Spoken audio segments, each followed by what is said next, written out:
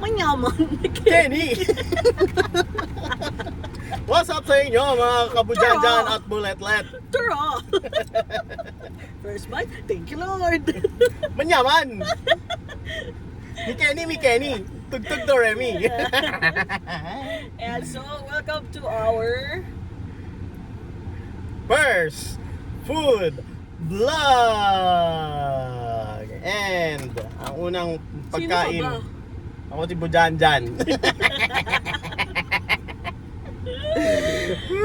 Ayan, so we are Bujanjan and Buletlet. Ako nga pala si Budyan-dyan.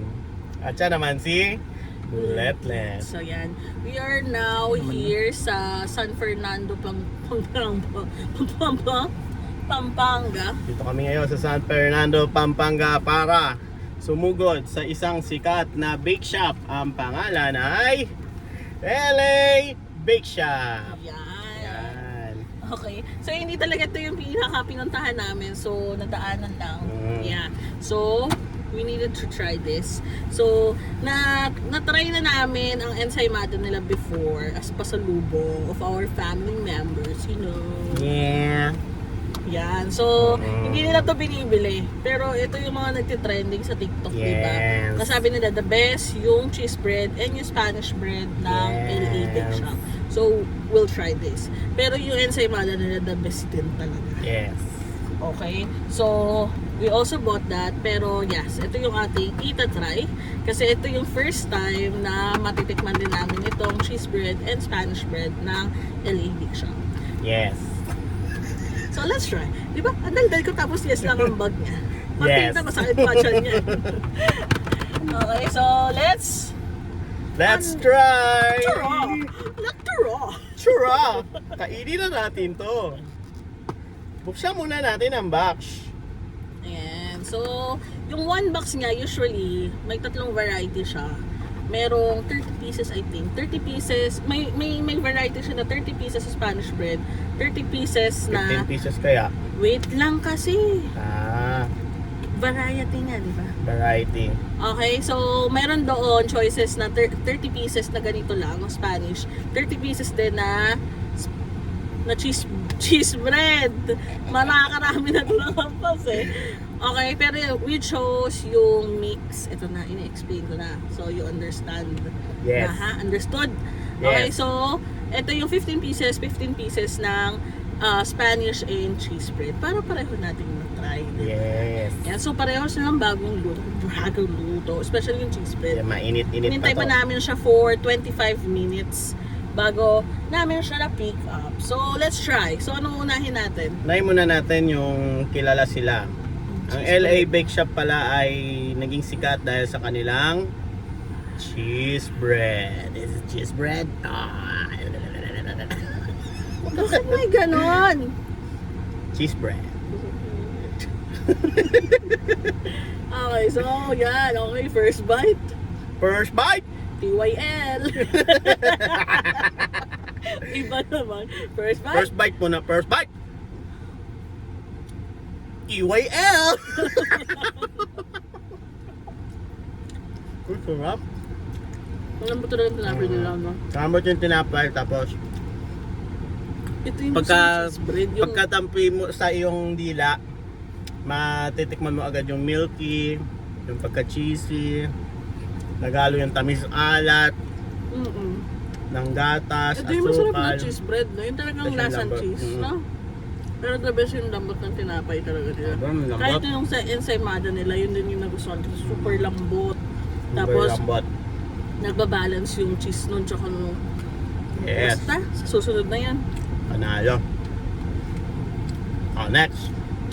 Ang bilis mo naman, di mo pa nga nalulunok. Kala mo tumay kaagaw. Dalawa lang naman kami nakain yan. Asa? Oh, next.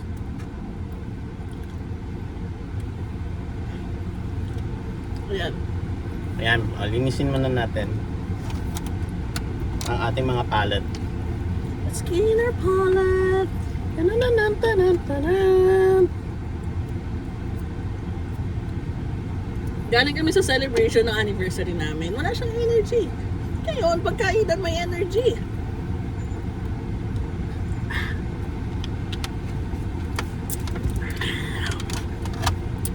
Okay, so now let's try the Spanish bread. Spanish bread.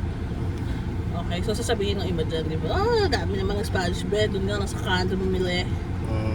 Hindi doon ka bumili. Doon ka bumili sa kanto niya. Basta kami nakabili kami ng Pampanga nito. Dumayo kami ng Pampanga.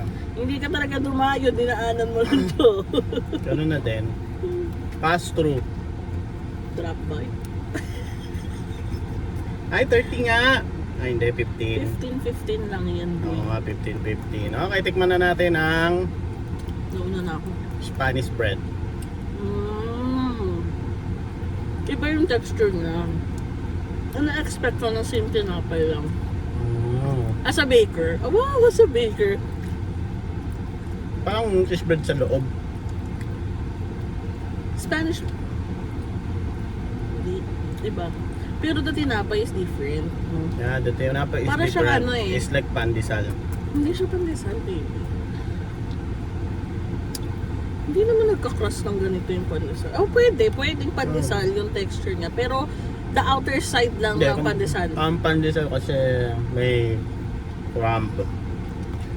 Pero kasi, di ba, ina-expect ko na yung Spanish bread nila, same nung tinapay ng cheese bread. Pero, in fairness ito may naman, di ba? crusty. Oo, may pagka-crusty siya. Medyo ano siya eh, hindi naman siya marutong na marutong, pero hindi siya matigas. Malambot. Yung malambot yung loob, di ba? Crunchy. Hindi siya crunchy. Ano siya eh, crusty. Tignan nyo ha. Ganyan siya, yan yung part na yan, sa taas, sa paligid, yan yung matigas na part. Hindi naman matigas, pero medyo crunchy nga siya. In fairness, magaling. Magaling. Manyaman. Kenny. First bite. TYL. Wala. Manyaman. Pero hindi lang siya advisable for those people na hindi masyado mahilig sa matamis kasi medyo matamis to. Compared dito sa cheese bread, ito na balance out niya pa yung tamis doon sa tinapay. Dahil nga ito medyo manipis yung dough o yung mismong tinapay niya, mas overpowering yung palaman niya na matamis. So kung hindi ka masyado mahilig sa matamis, go for cheese bread ka. Pero kung gusto mo yung more on palaman side and matamis side, go for Spanish bread. yes. Pero very good sila pareho. It's very good.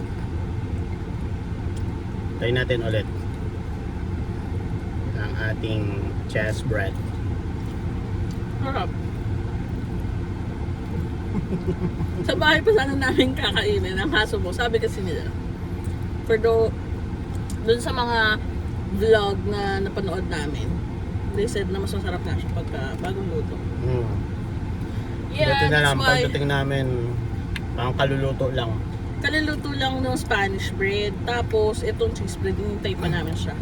Mga around 25 minutes, ganyan. So, rate mo, rate. Sa cheese bread. Cheese bread.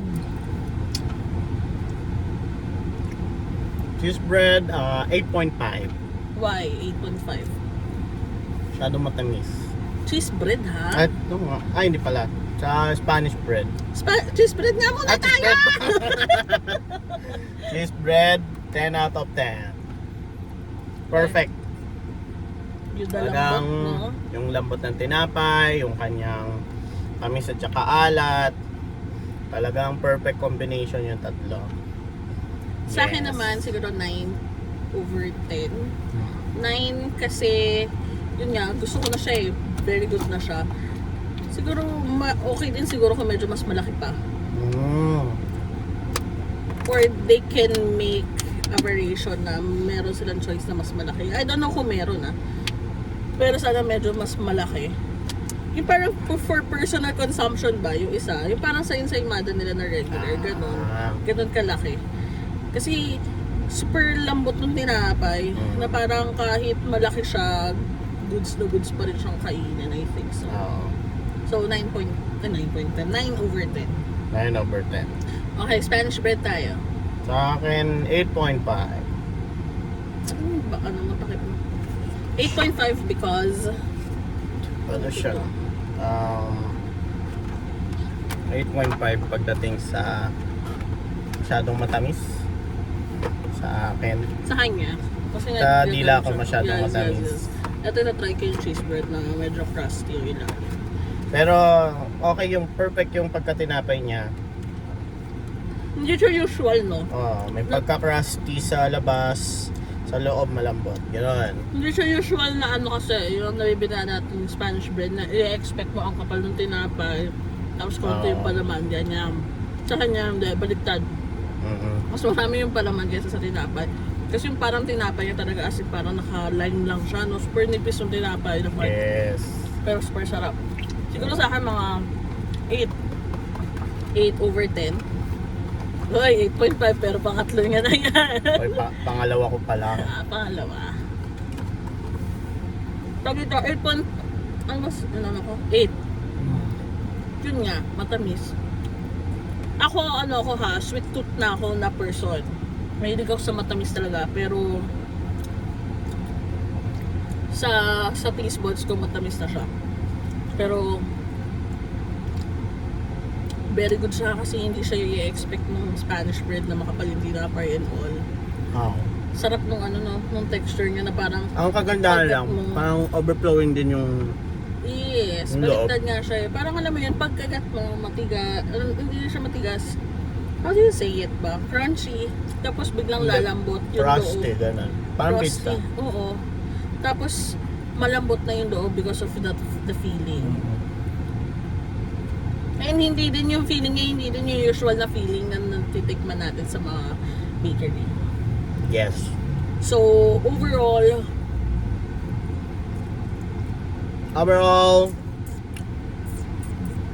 manyaman. Manyaman, Kenny. Daimas! Bago. So, kung mapapadayo kayo ng Pampanga sa San Fernando, sa Angeles, sa ano yung isa? Ano nakasulat yun? Andito yung kanilang mga branch. Ano yung isa? Agagua. Doon, may mga branches sila. Super dami nilang branches sa San Fernando. Ano pa bang hinihintay nyo? Order na. Order na kayo sa amin. Ito ata yung main branch ata dapat yung pupuntahan natin eh. Yung downtown. Oo, kasi dito kami napadpad sa may munisipyo ng San Fernando. Hindi ko alam kung bakit kami dito dinala. Pero yung nakita ko nung una is doon sa my main branch. Pero dito kami dinala ni which is okay din naman kasi kahit maliit yung branch na dito, available halos lahat ng mga gusto naming bilhin. Yes. And hindi kami masyadong nakikipagsiksikan. Pero medyo na-pressure lang ako mag-order kanina. Ayan yung Mahaba yung pila. Mm-mm. Biglang dumadami yung pila ng tao. Ano siya eh, parang hindi naman siya continuous pero biglang madami kasi mayroon, wala, ganyan. So ayun yung in-order namin na ensaymada. Can you please move? Yan, yung order namin na ensaymada na nasa canister. Yan, tapos meron din yan silang available na regular na ensaymada. Very good din yun. So if we have a chance to vlog it also, we will. Sana hindi mauna ang kain. Okay? So overall, very good tayo. Very good. Very good. LA Big Shop for the win. Yes. Next time matry na namin ang sisig. Yeah. Though na-try na namin, pero we wanted to taste it na Yes. dito talaga sa Pampanga. Mag-aani Beya sana kami. Kaso, yes, the time, we are time constricted. Yeah, we are constricted by the time. Ulit lang. Pinaka-place lang. Then, yun nga, hindi kasi maganda masyado yung pakiramdam niya. So, yeah. Yeah. We still have siguro mga 2 to 3 hours travel time from here, from San Fernando, Pampanga to Dasmariñas, Cavite. Yes. Yeah, so thank you guys for watching. See us again See us again on our next food trip and food vlog. We are your bubus Dandan. and buletlet. Bye! Bye mga bubus. Manyakan. First bite? You will. Turo! Chura. Try our speak shop. Bye. Parang feeling ko ba